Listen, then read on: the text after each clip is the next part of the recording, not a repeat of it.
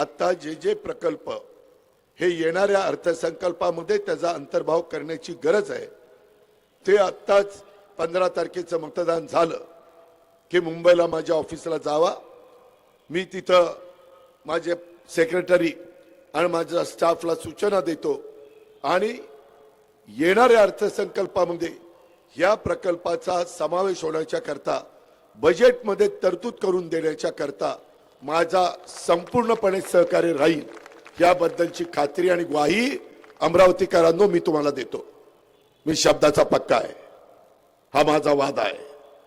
त्याच्यामुळे इतरांचं राजकारण मी इथं येऊन कुठेतरी तुमच्या भावना भडकायला नाही आलो, तुम्हाला ताठ मानेने उभा करायला आलेलो आहे, तुमच्या इथं इन्फ्रास्ट्रक्चर उभा करायला आलेलो आहे।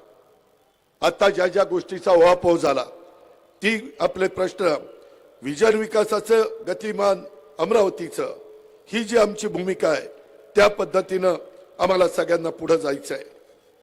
वाजतोय अलार्म, आता दाबू घड्याळाचं बटन, वाजतोय